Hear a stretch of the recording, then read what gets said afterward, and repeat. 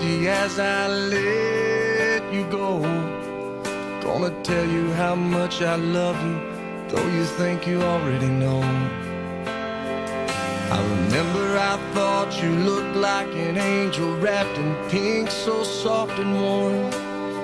You've had me wrapped around your finger since the day you were born. You're beautiful, baby, from the outside in.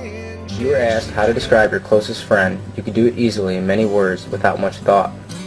What you would be describing is that person's personality. But what shaped their personality and made them who they are today?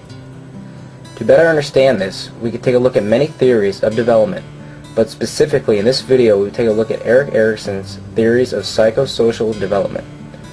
Erik 8, born in 1902, died in 1994.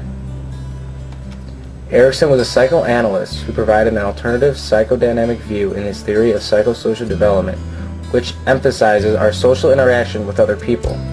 In Erickson's view, society and culture both challenge and shape us. Erickson's theory suggests that developmental change occurs throughout our lives in 8 distinct stages. Stages emerge in a fixed pattern and are similar for all people. Erickson argued that each stage presents a crisis or conflict that an individual must resolve. Although Erickson was a neo-Freudian, he believed that growth and change continued throughout the lifespan from birth through late adulthood. How we deal with stages in our lives shape our personalities. Meet my friend Ashley.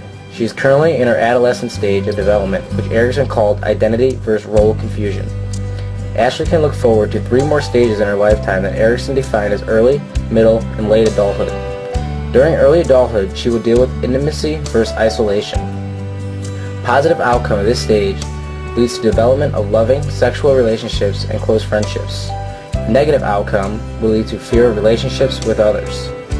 The next stage of development will be middle adulthood. Middle adulthood deals with generativity versus stagnation. Positive outcome is a sense of contribution to the continuity of life. Negative outcome is a trivialization of one's activities. The last and final stage of development is late adulthood, which Erickson called ego integrity versus despair. Positive outcome would be a sense of unity in life's accomplishments, opposed to a regret over lost opportunities of life.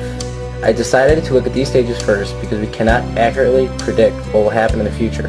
However, we can take a look at stages Ashley has already lived, compare each stage with my perspective of how I feel her personality correlates with Erickson's stages of psychosocial development and the interactions Ashley actually had from the perspective of her mother. By making these comparisons, we can accurately predict that there is a correlation between these stages through behavioral interactions that shape Ashley's personality.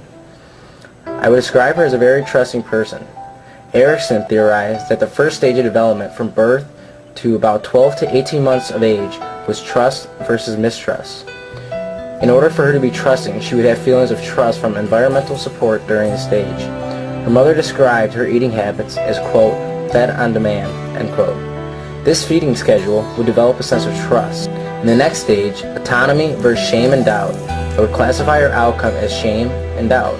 This would be a negative outcome that displays doubts about self and lack of independence contrary to self-sufficiency.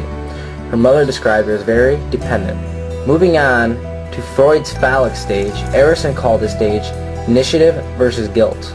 I would classify Ashley's outcome negatively, where she displays guilt from actions and thoughts, opposed to discovery of ways to initiate actions. As her mother described her before, Ashley was very dependent, especially on her mother. In the next stage, Ashley displays a positive outcome as she displays a development of sense of competence. This stage is called industry versus inferiority. Inferior traits would show no sense of mastery. This age, Ashley began to engage in cooperative play with other children, participate in organized sports, and displayed a sense of mastery in the classroom, leading to what Erickson called industry. From adolescence to adulthood, Ashley displays self-confidence in Erickson's stage identity versus role diffusion. Erickson would describe her as having awareness of uniqueness of self and knowledge of role to be followed, contrary to the inability to identify appropriate roles in life. Ashley's mother said she was not reluctant to develop relationships with members of the opposite sex and has gained a strong sense of her self-image in the past couple of years. Based on how Ashley's mother described her childhood compared to my views of her personality, we can see a strong correlation to Erickson's stages of development. The psychosocial theory is an approach to study the development that encompasses changes in our understanding individuals have of their interactions with others, of others' behavior, and of themselves as members of society. Thanks to Erickson, we can see how a person's personality is primarily shaped by their experience.